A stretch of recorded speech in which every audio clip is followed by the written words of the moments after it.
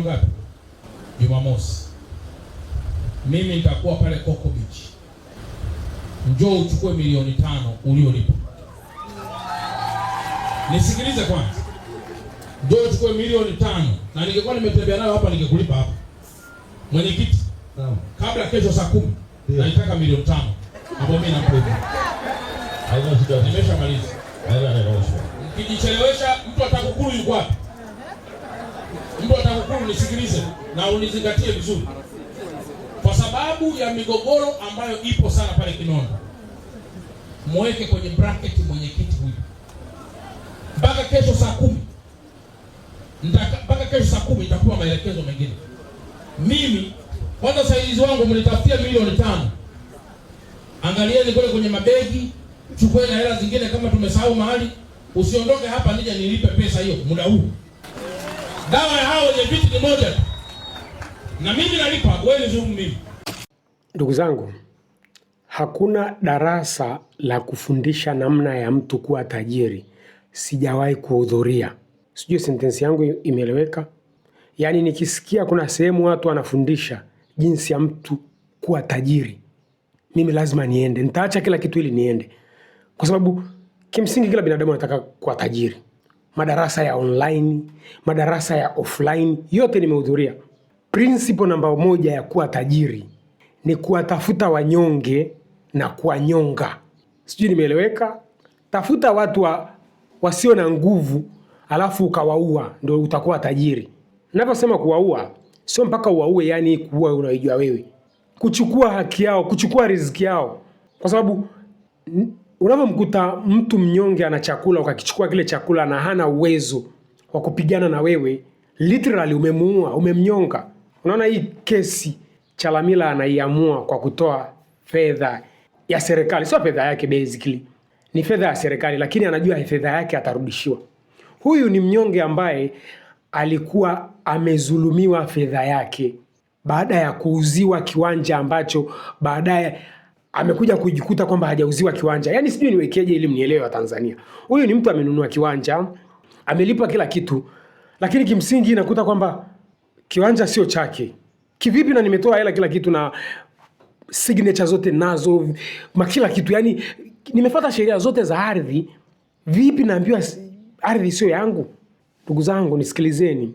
Dawa ya hizi kesi mimi ninazo, kwa sababu hii michezo ambayo Chalamila anaiamua mimi naijua. Mimi nimeishi Dar es Salaam zaidi ya miaka 10.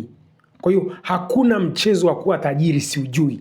Hakuna mchezo mwepesi wa kuwa tajiri kama kuzulumu, kuingia kwenye biashara ya ardhi. Huko ni kunyonga wanyonge. Mchezo unaochezeka ni hivi.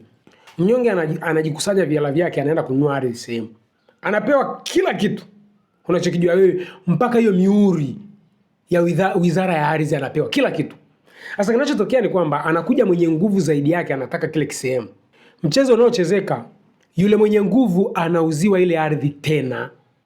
Naeka neno tena kwa sababu kuna mtu alikuwa ameshauziwa ambaye ni mtu mnyonge, hana nguvu. Kashakuja mtu mwenye pesa, ameshaweka wazi kitu anachotaka kukifanya pale, labda ni apartment, labda yani hivyo tu, au anataka alipe hata mara 3. Wewe umenunua pale labda milioni 5. Mtu anakuja anasema mimi nitatoa milioni 15. Yaani hata kama wewe ni dalali huwezi kukataa hiyo hela. Inabidi ukubaliane na huyo tajiri. Alafu yule uliyemuuzia akija mnamrudishia hela yake, mnamuongezea na hela nyingine. Huo ndio mchezo unaochezeka. Mbona mimi najua hiyo michezo? Mimi na marafiki wangu kibao wako kwenye hizi biashara za ardhi. Mimi ninavyokuja na wazo ardhi isiuzwe, ninajua. Watanzania tuiambie serikali hata kabla ya katiba mpya, idara ya ardhi itoke kwenye hiyo department iletwe kwa JKT. Ardhi haiuzwi. Mimi nikipanda ndege hapa au nikipanda gari basi wherever nikaenda Mtwara, nataka kwenda kuishi Mtwara, inabidi nitafute sehemu kama haina mtu, niwaambie wale wazee mimi nataka niishi hapa, nikatiwe sehemu, nijenge, nianze kuishi pale. Nitakuwa nafanya shughuli za kiuchumi, nitaongeza value, nitaongeza thamani ya pale.